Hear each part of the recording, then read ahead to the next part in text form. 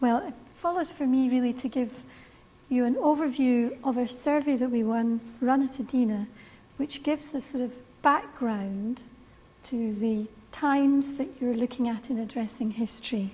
There's not as much detail, but it gives a feeling of what it's like to have lived in these parishes during this time.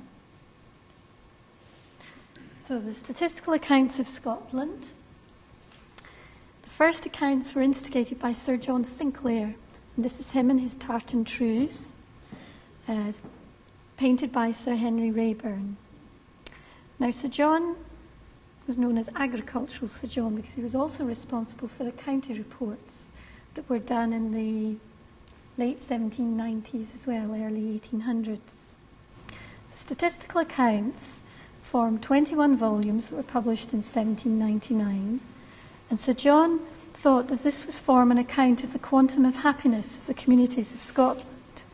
Now, listening to the radio this morning, I also heard something quite similar about people measuring happiness in Scotland. I can't be any more, I'm very vague about that, but I just thought, oh, still, so he was very ahead of his time.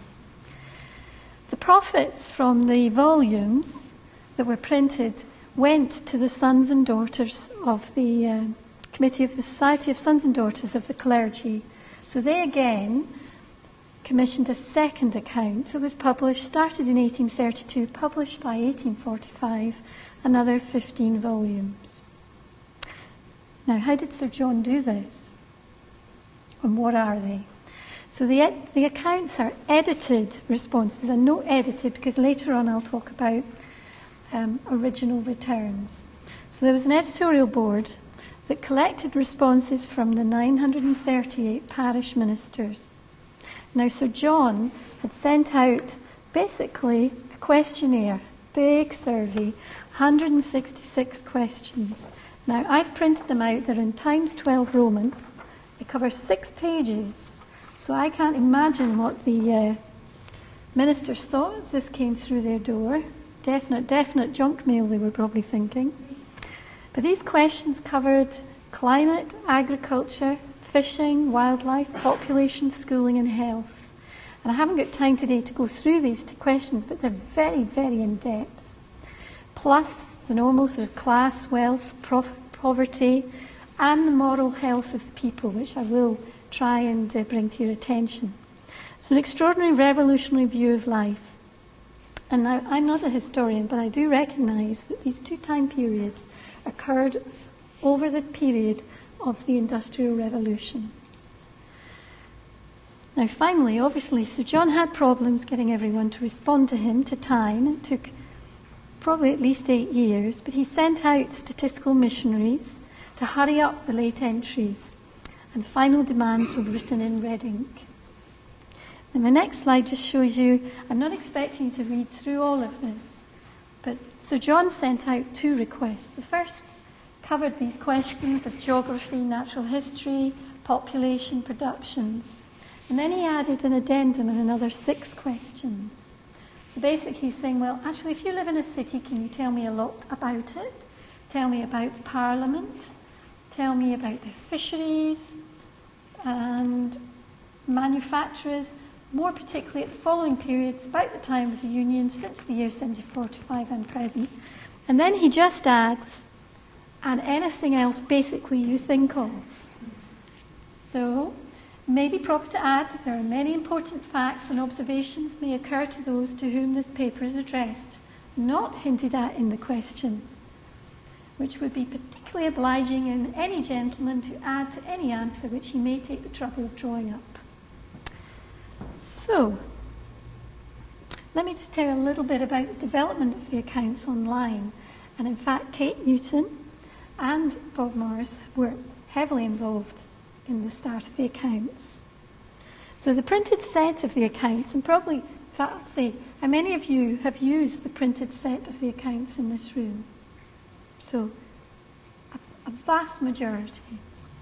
So these were among the most widely consulted sources in library collections, and the high level of use have taken their toll. So in the 1990s, where really this is the start of digitisation, there was a project led by the late Henry J. Heaney, former librarian of the University of Glasgow, with support from SCIRL. Now, I have actually got on my, which is the Scottish Confederation of University and Research Libraries, using the volumes from the Universities of Edinburgh and Glasgow. Now, JISC, who funded the Addressing History Project, funded EDINA to develop a service and supported the funding of the production of the scanned pages. These are images, 28,000 of them in 1998. So following on from that, there was a transcription that was funded. So this is a fully searchable text, and I'll demonstrate both in a moment.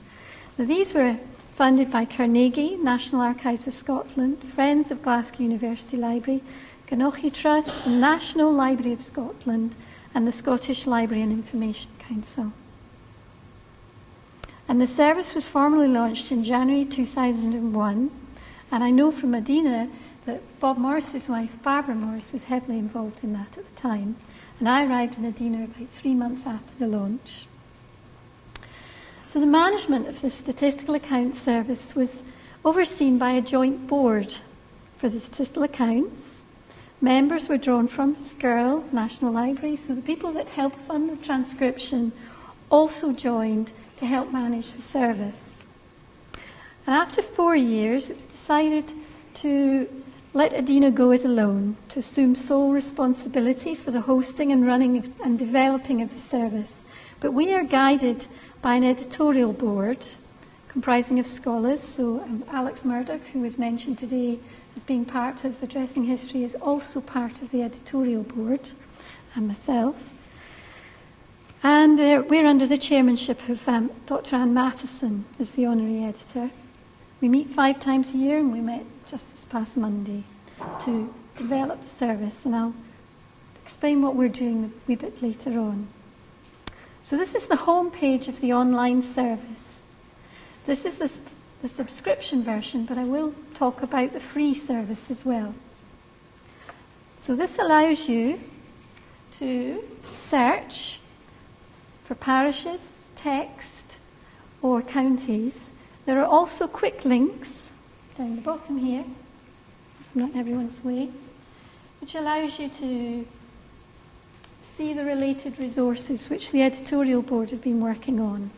So we're going to have a look for Leith. Press go. So now Leith only has a second account. There isn't a first account, so my guess is, historians can put me right, that Leith wasn't really there in the late 1790s. Or the bad minister didn't report. I don't know. So if we click on this link here, this will take us initially to the image. Now we need to scan, so I'm showing you the top and the bottom. Along here you can look at adjacent pages, make it slightly larger, and you can show the transcript. You can also, in this subscription service, download the entire PDF of the Leith parish, which can be very useful. If we look further down the bottom, we're now linked to the Gazetteer for Scotland, including Groom's 19th Century Ordnance Gazetteer.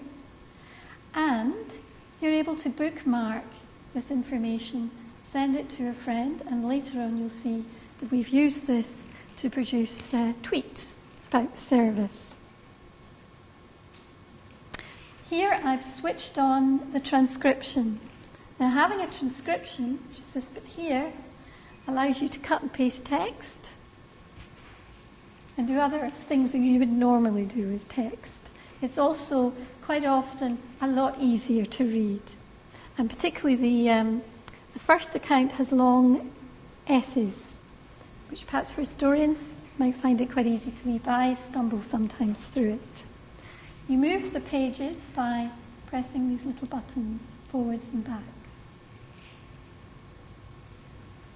So let's have a look at searching the text, which to me is the most exciting thing as well.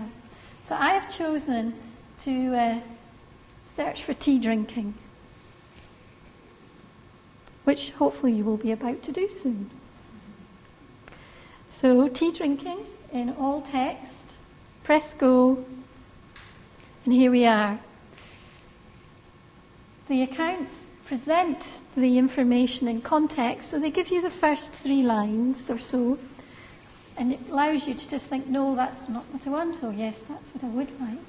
So we'll have a look at Ayton, the county of Berwick, and see what they have to say about tea drinking. And I'll just read this paragraph out for you. The people in general are disposed to industry. Since the induction of the present minister, there is a very visible change in their mode of living and dress. Though the farms are much higher rented than formerly, yet the tenants are, in very respect, much more expensive than they were 15 years ago. Tradesmen and labourers in the village are addicted to the pernicious habit of using tea. Of late also, from the low price of whisky, the inscrutable custom of dram drinking is gaining ground, even amongst the women of the lower class. Habits so inimical to health, industry and morals ought to be checked if possible. So the minister was obviously a bundle of fun, but you can see that tea has changed, or tea drinking has changed. The last thing, what I wanted to do is perhaps bring alive a couple of accounts, and just to show you the sort of information that you can gather from the parishes. So I've chosen to look at Dumfries. First of all, we'll have a look at just some of the highlights from the first account, the 1790s account. Now apparently, which will come as no surprise, the air in Dumfries is a little moist and it's pretty windy, but together that means that it obviates in great measure the ill effects. Well, later on, does talk about the fact there's a lot of arthritis in the county of Dumfries. They were asked, the ministers, to mention if there are any special rocks and mountains. Now this one mentions the singular rock. And what's quite interesting for me as well is that the way this is written is also being cut and pasted in the second account exactly. So there were cutting and pasting going on between the 2 accounts. So about a mile east from the town is a rock, curiously hollowed, known by the name of the Maiden Bower Crag. And it's said to have been famous in the times of Druidism and may have received its name from being the scene of some rites practiced as a test for virginity, which doesn't sound good news for the person who's being tested. For me, because my degree is in agricultural zoology, I'm very interested in the time of agriculture. And here they talk about breeds of horses being greatly improved and that the black cattle are the well-known Galloway kind. The other thing they're asked in one of the questions from Sir John is about the minister, whether they're married and how many children they have. So here, in a sort of possibly Jane Austen kind of story, there's Dr. Thomas Mutter, who's married and has 5 daughters, and Dr. Bernstein, minister in the new church, is also married and he has 6 daughters, so you can imagine they're very busy getting those married off.